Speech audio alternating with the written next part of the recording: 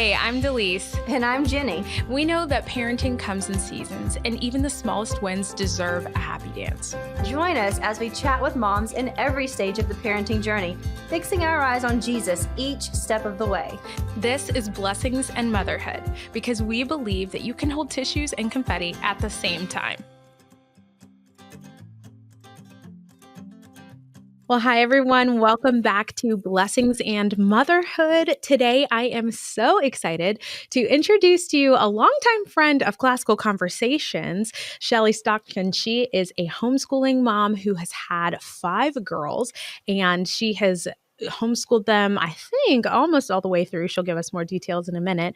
But we're just excited today to talk more about womanhood and what it looks like to nurture and encourage a girl as you grow them up in the ways of the Lord. So Shelly, without further ado, welcome to the show. Thank you, Delise. Good. I'm glad to be here. Well, I'm happy to have you. For those who haven't heard of you, and I know you've had, tons of interviews over on Everyday Educator, and she was a host of Global Homeschool Minute, but some people don't know your voice and they don't know your story. So could you introduce yourself to us? Sure. My name is Shelly, and I am a long-term homeschooler. I homeschooled actually for 25 years and have been finished now for about 5 years. All my daughters are grown, out of the house, married or single, working, and it's been a great, joyous, sanctifying journey. I started with CC in about 2004 and did some opening of communities in the Midwest area. My husband and I would travel together, and I worked as a Challenge A program manager for years and years. And then now I'm working with the international communities, helping them carry over those good academics that we have in CC to them in their languages. That is so exciting. And I'm sure now that you've really got your homeschooling years in the rear view, you have sort of a different perspective of what that was like, just raising your girls. And now you're a grandma too, right? Yes, we have 6 grandchildren, 5 grandchildren, 1 more on the way this week. Yeah, that is so, so great. I'm so happy for you. So I want to start with just talking about the needs that girls have. I know that most of our audience would agree with us when we say that boys and girls are different. Fundamentally, biologically, we are very different. And the way that men and women think, even from a young age, is distinct, although there are some similarities. There's some real differences. So what would you say are some of the main needs of growing girls? Well, I'm glad you said growing girls, because there are some things that are similar, I think, that boys need, although I wouldn't know that because I don't have boys, but I assume that some things are similar to boys and that we all need encouragement, right? We all need constant reminder of who we are in Christ, not necessarily for their self-esteem, but for proper God esteem. So the first thing I would say is lots and lots of encouragement. They need a solid friend group, just friends that will love them through the thick and thin. Our daughters were blessed to have that through from young childhood through, they're still friends with these people. I think we need training in righteousness so that our children fall in love with the right things, unstructured downtime to discover and practice thoughtfulness. But I would say what's unique to girls would be, besides lots and lots of hair conditioner, we bought it by the gallons, I'm telling you, just other godly women in their lives to mentor, to disciple. I know at first I was a little threatened by that. Like, I didn't want my girls to love anybody but me, And so I sort of learned to let go and let other women mentor them, not just moms either. Yes, moms, but also maybe older teens, college women. I think that girls too need permission to say no to activities or even the authority to cancel plans when they are not feeling well emotionally. And of course, we're not going to let them abuse that. But have you ever, as a woman, not felt yourself and really not known why? Yes. So why don't we give our girls that godly advice and say, hey, it's okay to bow out and you have perfect permission to do that. Man, what a great one to add on the end. Permission to say no when you're not feeling great. I mean, our listeners know that right now I'm expecting. So I didn't know. surprise! I'm due in July. So I deeply resonate with what you're saying. And there are just going to be some days when you don't feel your best. And I think that goes for men and women in our society, especially in America. We have this philosophy where we feel like we have to just keep pushing and Yes. pretend everything is okay. And that's so Mhm. unhealthy and unnecessary. I mean, truly, we do not make the world go round. And if you need to take a break, you can do that. And we might miss you, but you'll be back. Like it's okay. Yes. So I love that that was something that you identified and were able to nurture in your girls. Can we start there? How did you help your children to identify when maybe they needed to take a step back and to say no in a godly and respectful way? Yes. Well, I did it imperfectly, right? As I'm sure our listeners will as well. But you have to lean into God and be alert, Mm-hmm. pay attention, just model serving them and yourself not going 110% 24/7. Mm-hmm. So model that. Make sure that when we, having all daughters, there can be this sense of, oh, we just, we attend to their every need. We want to pamper them. And I think you need to take a step back and just realize that, look, I want to model godly relationship between my children and myself and God and my husband. So I'm still going to put God first and my husband second. And children, I love you, but sometimes I have to say wait, or sometimes I have to say I can't go and watch that soccer game because I need a minute. So modeling Yeah. is okay. And then they took a lot of baths.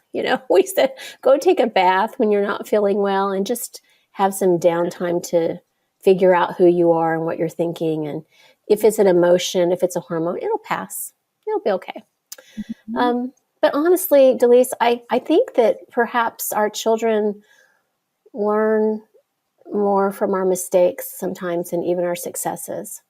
And I think that my mistakes in the past as a mom, now that I look back, it makes me a better mentor to them in some ways, because now that they're adults, I can say, hey, I tried it this way, or this happened and the world didn't stop turning. Like you said earlier, it was okay. So teach them to speak grace into themselves as much as they would want to speak grace to that hurting friend. We Yeah. sometimes are good at speaking grace to others, but not so good at speaking it to ourselves, right? Mm-hmm. Mm-hmm. I always say, don't talk about my friend like that. If somebody says something about themselves, Great. it's not something they would say to me. That's We don't, and it goes both ways. And I love that you started with the modeling because you're right. I mean, right now, I don't know. We'll see tomorrow what I'm having.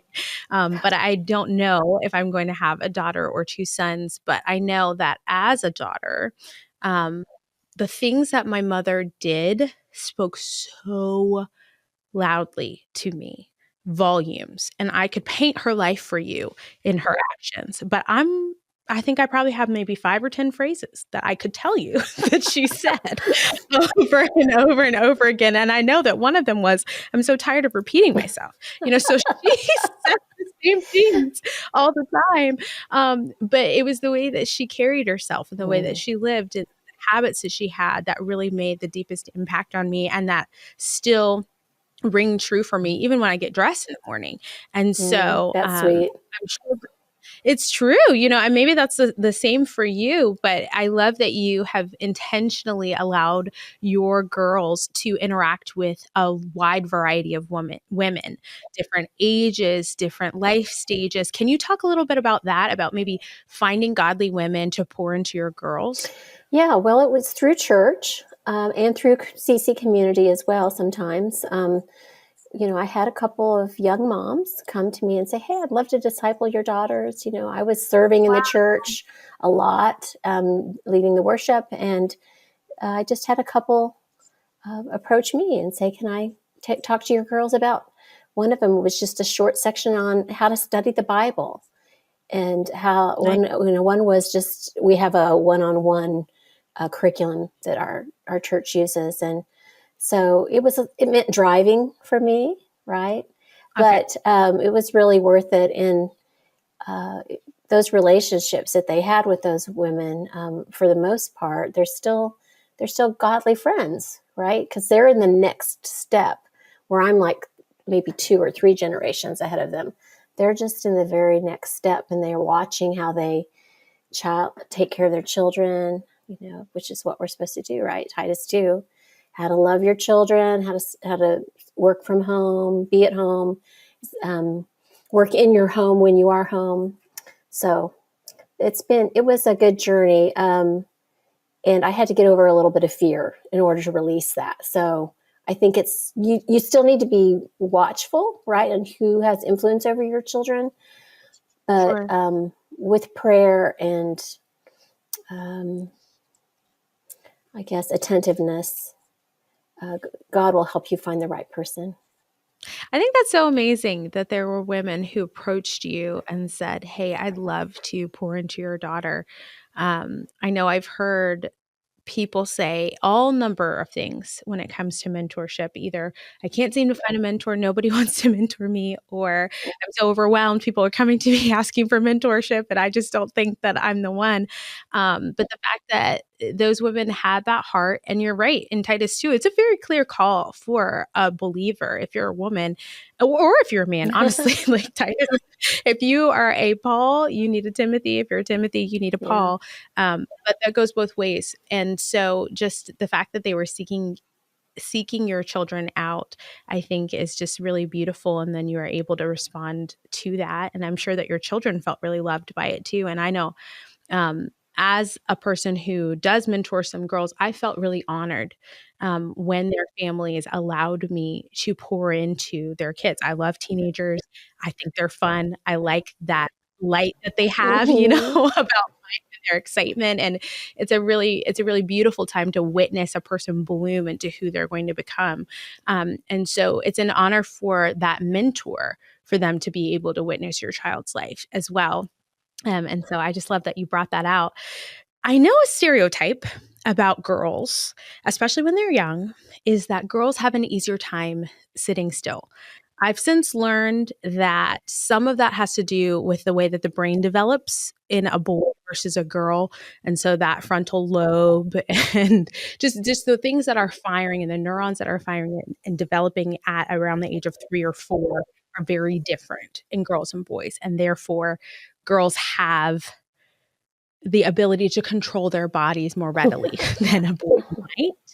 However, I'd love to hear your perspective as a girl mom on that and on girls and their energy and how you've experienced that. Has that been the case for you? And how have you encouraged your girls to stay active over the years? Yeah, that's a really good question. And I think every mom of daughters is going to say something different. But Yeah. you're right. As the rule, they can take longer lessons earlier.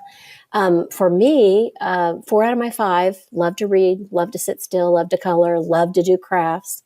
But yet also we have acreage, and so they would always be outside in the woods or during their free time as well. One of my daughters needed shorter lessons. She couldn't sit as long. She needed more activity. She seemed to learn best when she was moving. And so I watched my friend's mother, mothers of sons, right? And so she would be out on the trampoline and we would be doing things and just shorter spurts. And that was success. We didn't call it a failure because she couldn't sit for 45 minutes, right? But Mm-hmm. they've all been active. We live on a little property, and so they're outside a lot. We've always encouraged them to do an activity. Their friend time Mm-hmm. was embedded into activities like basketball, soccer, ballet, ballroom. My twins did Irish dance for 8 years, and now they teach Irish dance. Cool. So first, and then second, I would say they saw me prioritize health, food, and gym. So I was always going to the gym or doing something for myself. And they joke now. They said, "Mom, do you realize that every time you went to the gym right before, you would make brownies for us?" And then you would say, "Take them out of the oven in 5 minutes. I'm going to the gym." said, no, but you're right. I did do that. We did, just to keep our sanity too, because there were 5, we only allowed 1 activity per season. So you couldn't do 3 things in the spring. Choose one and do it well. That way we could get everybody to every place without going crazy. 5 things in the spring. That's right.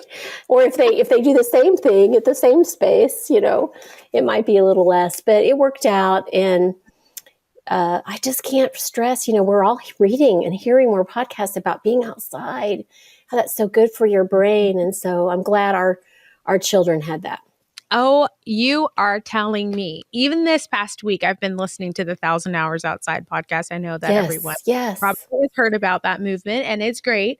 But even this week, I was listening to an interview that was talking about lights and how now that our lighting is primarily LED, even those lights in your house are disrupting your circadian rhythms and all of these different things that we are aware of but didn't realize were significant. And so when I think about going back to what you said about feeling off in a day, when I think about the way that I felt inside of my house, and I spent most of my childhood, like your girls did, outside. I had all brothers, so we were outside. Great. And that was great, and I love it, and it's good for everyone.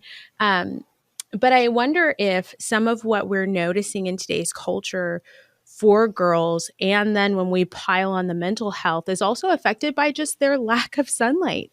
On top of the lack of exercise. And I think it's so beautiful how the Lord has given us so many things to help us to be healthy in the earth. Like, you can't help it. If you just go outside and you start moving, you're beginning to get endorphins. Yes. You're beginning to regulate your body. You're clearing your lymph node system. There are so many things that he just put right there for you. And if you just interact with the world that gives him glory all by itself, you will have a healthier life. And I just think it's beautiful. So anyhow, that's a tangent, but I love that your girls spent so much time outside, and I'm sure that they, even with the brownies, thank you for it. Well, I think one thing your generation does better than what we did too, Delise, young moms today understand that more, but also, and I know this is not a food podcast, but learning more about the stuff in your food that you give your children.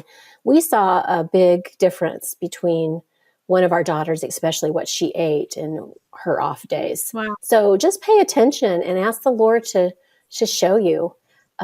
There's great thoughts and teaching out there about both of those things. So, hey everyone, we want to interrupt this show to tell you about the Classical Learning Cohort. So the Classical Learning Cohort is comprised of small groups of CC parents learning how to become more confident, competent classical teachers. I don't know about you, but being more confident as I'm teaching my children is exactly what I need, and the CLC can get me there.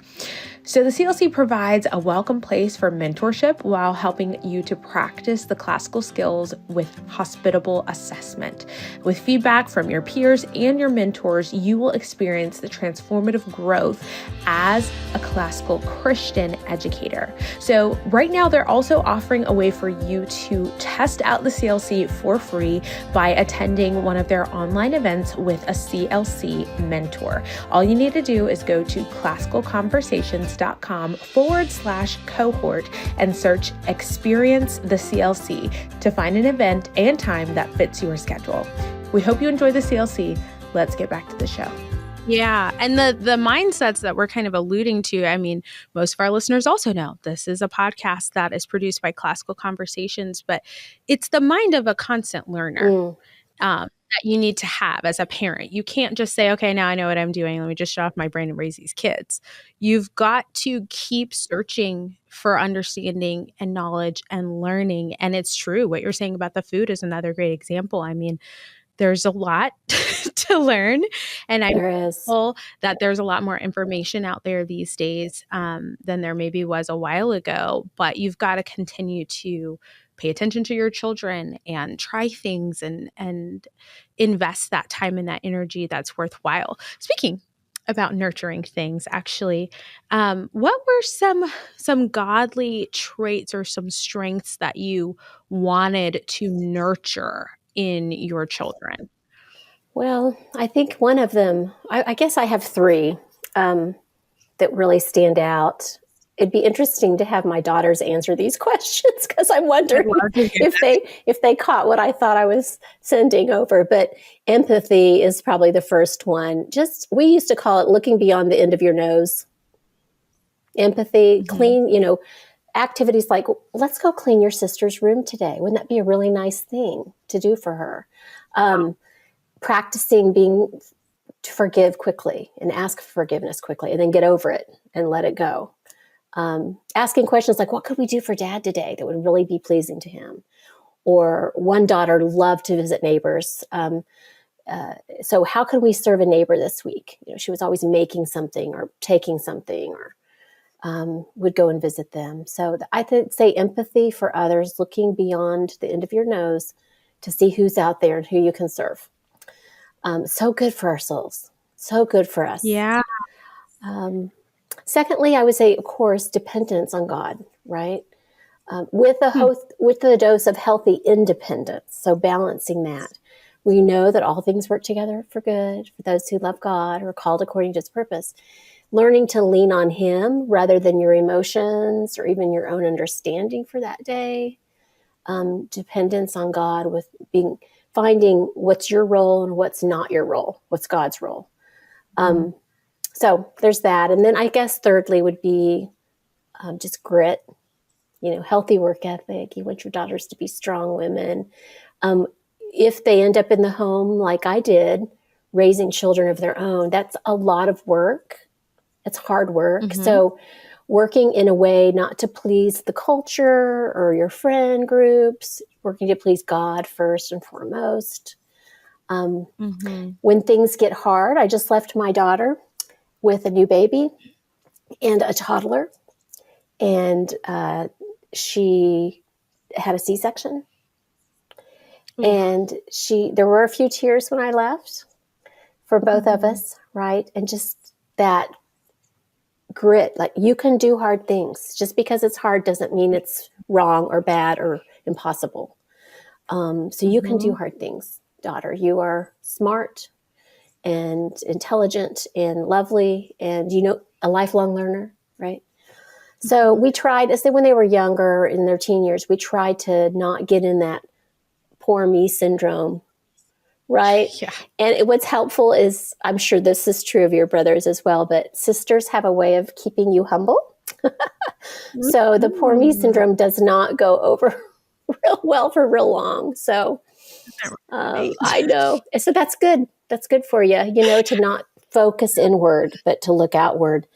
Well, I guess there's the fourth one, and that would be what we're all learning too, Delise, you and I, is dying to self. And one of the ways we die to self is obedience, right? So practicing obedience in the home. And then later I can transfer that obedience skill they have to God, right? And say, well, what does God say about it? Ask him. So we used to say sometimes, not a lot, obey first, then ask questions. Because sometimes God asks that of us. He doesn't always tell us why before we obey. So dying through, obedience. So empathy, dependence on God, grit, healthy work ethic, and then dying to self are a few that kind of floated to the top. Those are great. I want to go back to what you were saying when you were talking about empathy and encouraging them to forgive and then get over it. I think, and I don't know that I believe that this is fair to girls, but I'm going to say it because I think we've heard this and maybe we've felt this before, that a distinction we often feel in female circles is that women hold on to things, but men just address it and let it go. So in my teen years, I used to feel like, man, sometimes it's so hard. And I had tons of great girlfriends, but sometimes it's so hard to hang out with girls because the boys just punch each other and it's over. But the girls, they don't do that. And like, you really can't punch a girl without having a serious problem. And so then it's just lingering in the air. And so I'd love to hear how you encouraged your children to let it go, because it's one thing to say, okay, I forgive you, and to know how to give a good apology But it's a very different thing not to harbor resentment in your heart. And as we know, that's poisonous. I mean, it eat you up and really mess up a lot of areas of your life. So how did you encourage your girls to make sure they were washing their hands of that? Yeah. One of my daughters, her senior year, spoke at a conference, and they asked her, what's your favorite thing about homeschooling? And she said, it teaches you to keep short accounts, because she said, I knew that I was going to be around this person all day. So if we were mad at each other, it's not like we could just leave the room or leave the house, and be at school all day.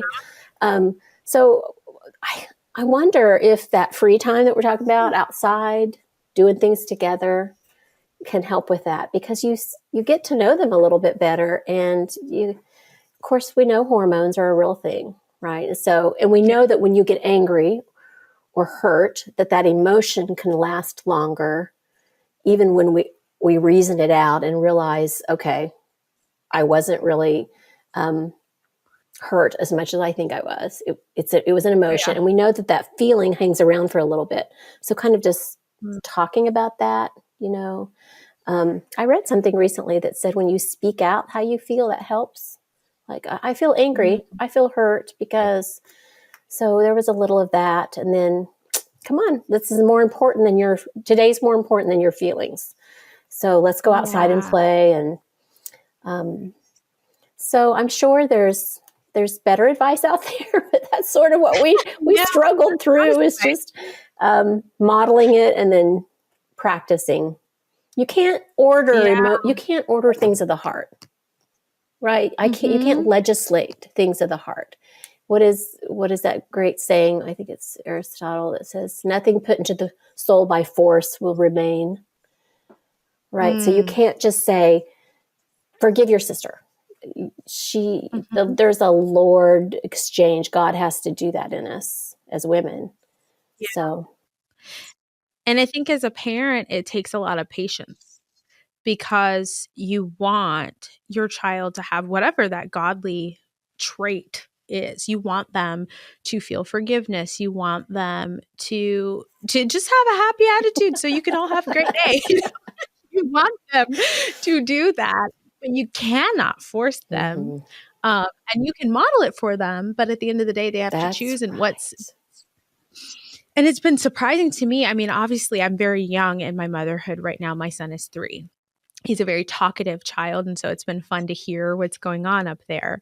But there have been some times when, for whatever reason, by the grace of God, I bit my tongue and I didn't correct him immediately. Maybe we were in the car or something, and so it was logistically more challenging to look him in the eyes and say whatever.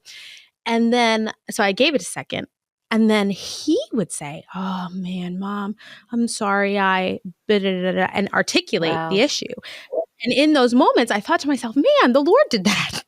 Maybe I didn't need to intervene. And if I had, he wouldn't have actually been sorry. He would have said the words, but maybe he wouldn't have repented, And so I'm curious to see how true that really is, that the Lord has to change a heart. Because I know that to be true for myself, but I think it takes a lot of trust and patience for us to apply that to our children. It takes time. You have to give them space and time. I know that I want space and time when I'm getting over a hurt.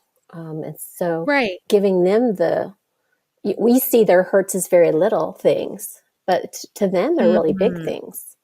And so giving them the permission to, within a reasonable time and manner, to allow their body catch up to their mind a little bit and forgive. And healthy. It's healthy. It's good for the emotions. It's good for your body. It's good for all of your development. You were telling a story about your 3-year-old. It reminded me when our oldest was 3, she was in the back seat, and we had been at a hot park like all day. And she was also very verbal at a young age. And she was being a little snarky in the back seat. And so Dad gently, who the most gentle husband, he pulls the car over. And so we're all like, it's just the 3 of us. We're all like sitting up like, what's this about? And he goes to the back seat, and she's in her little car seat with her little curls and bows. And he says something like, it sounds like my little girl has forgotten how to be kind or something like that. And then he just waited, and I'm like, let's whip her out and, have a little talking to her. But no, he just waits like for the longest time. And then she says, well, I haven't forgotten my I'm sorries at 3. Oh, I know. And of course, I'm in the front, tearing up at that point. And that's all it took, is that little sweet exchange time. She analyzed it kind of like you're talking about your son. He thought about it, and the Lord did it in his heart. Couldn't have forced that. Yeah. Yeah. And what a beautiful model that is too of your husband. His temperament is a lot like my father. And so quiet, deliberate. When he speaks, you need to listen to this. And it's good stuff. It's always encouraging, gentle, kind stuff to say. But I love that you have that memory and the fact that the seed you planted grew. Because she knew her I'm sorry's because you taught her the I'm sorry. So to give it some time to show some fruit was just such deep wisdom on his part. Something that I've been thinking a lot about is the cultural climate of femininity, if you will, and sort of the differences that I see in the way that our culture treats godly femininity compared to the way it was when I was a child. And I'm thinking about it mostly because I want to have my eyes wide open. I don't want to be deceived. And I want to continue to carry myself in a way that reflects what the Word of God says. So I'd love to know in what ways you've observed that attack on godly femininity and what you did to combat it while you were raising your girls. Wow, so much. I do not envy today's parents because it is so much worse, and I'm sure the generation before me said the same. But we just see a declining and a disformation of how God created it to be, don't we? We see it spiraling downward in so many ways. You can't read the news without seeing something about this issue. So I think we all just need to take a breath and really go back to our roots and lean in hard to the truth of who God says men and women are. That's where we're going to find our truth. It's not being modeled a lot of places anymore. So when a culture spirals downward, you have to go back to that source of truth that has not changed. What are the truths that our daughters need to hear? And I think there's a few, many probably. The few that I'm thinking about are truth. You are more valuable than the world says you are. Truth, you were created for a higher purpose, right? Truth, God values beauty that comes from the inside. What's that verse that man looks at the outward appearance, but the Lord looks at the heart? So focus there, daughter, not on the outside. That's changes. That's temporary. But God values beauty that comes from the inside. Truth, God's design for women in the home and community is extremely valuable. Do not let anyone steal that from you. So ask yourself, what is my role in this season of my life? Am I living at home with my parents? What's my role? Am I living apart from my parents, not married? What is my role? Am I learning to be a godly wife? How can I best serve God and seek first his kingdom, which is eternal, right now in my situation that he's given me? So I would just say, we can all spend a lot of time in hot air talking about the problems, and there are some that should do that. But in the home, I think the best practice is just let's follow hard after God. Let's be the best God made us without getting caught up in comparing ourselves. That's a good practice for girls. Women, don't we compare our own weaknesses to somebody else's strengths, or vice versa, our strengths to somebody else's weaknesses? So if everything is from him, which we know it is, and if everything good is a gift from God, which we know it is, we ought not get caught up or prideful about something that I'm good at because it's a gift, or discouraged about something I'm not called to.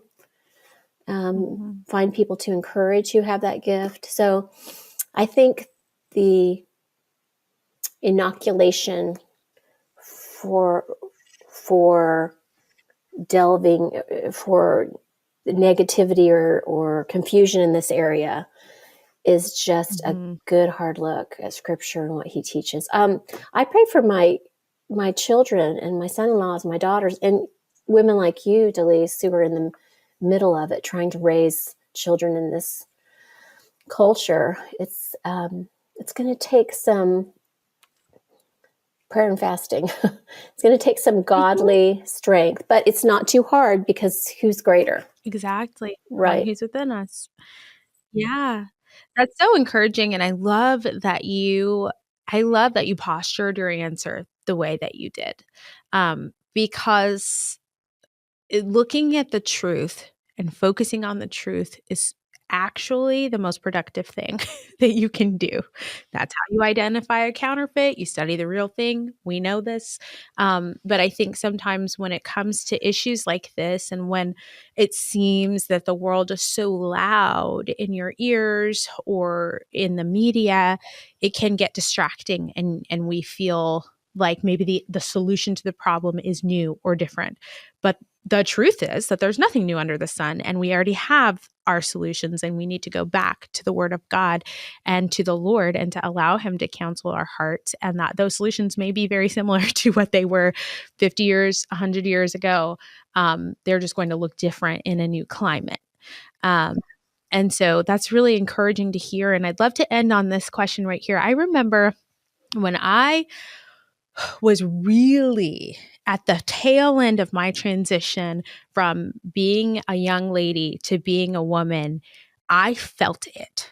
I mean, it was, I felt it in my mind, and I felt it when I was in my mother's household. And my mother, you all have heard her on the podcast. Her name is also Shelly, actually. She's a good friend of mine. I love her. Yes, she's a sweet friend of yours, and she's a phenomenal woman. And I always loved her. I always adored my mom.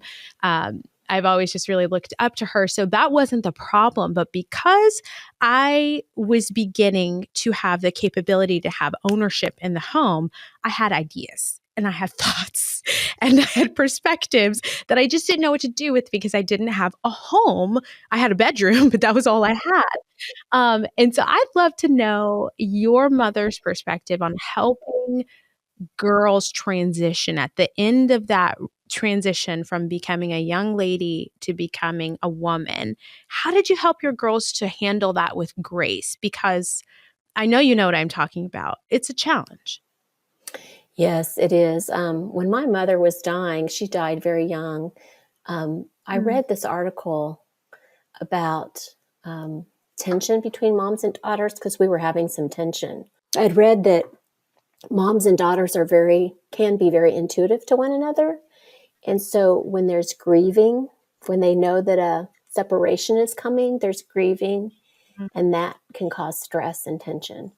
And so I don't know why that article stayed with me for years, but it was, remember Reader's Digest? You may be too young. It was a Reader's Digest little article about tension between mothers and daughters. And so my mom was dying, and she and I both knew that, and there was tension because we were grieving this separation. Perhaps on a less dramatic scale, young girls who are leaving the home, they're stressed, right? They probably don't know if they can do it. They know things are going to be changing. They want their independence, yet they still want to be close to their mom. So I just try to give them space and talk less, encourage a lot. Don't ask too many personal questions. When they are ready to share it or when they figure it out, if they need a question or if they want to ask a question, they can. But start becoming less of a advice giver, because their virtue now is on them and God. So you've transferred that obedience to the Lord. Not 100%. I know it's a slow go, but Sure. So don't ask personal questions. Just give them grace for their mistakes. Give them grace for their failures. They're your sister in Christ now. So I tried to share with them what I was learning from the Bible and that week or month, and then appropriately share what I wish I'd done better as a mama, Yeah. to equip them or to help them. So transparency, maybe transparency in space. That's great. Thank you for giving us this little peek into your motherhood. I know that sometimes it's very humbling to share in retrospect about our journeys. And even when you were sharing about your mother passing, I thought about how I had the enormous honor, and I'm just so thankful for it. I'm kind of floored still to be in the house when my mother was caring for her mother and we needed to transition. And so we spent about 6 months in the house with them. And so there were 3 generations of women in our home at Wow, that that's time. beautiful. And it was such an honor for me to get to just participate in honoring my grandmother in that way. But I know exactly what you're talking about. And it's true that there's something that I think sometimes we don't even take the time to articulate inside of moms and their daughters, and a way that the Lord's allowed us to be connected and to celebrate that and to make space for that is probably the most honoring thing that you can do. And so I just thank you for sharing your story and your journey, and just the honesty to say, hey, you just need to give grace to yourself and to them, and allow the Lord to do what he does. Because I think sometimes in parenthood, whether we're talking about raising our girls or just learning how to make this new meal because everyone's sick of what we're putting on the table, sometimes we need that. We just need to know, hey, the Lord's going to give you what you need, and just give yourself some grace. So thank you for being on the show today. Thanks for having me. It's been an honor. Thank you.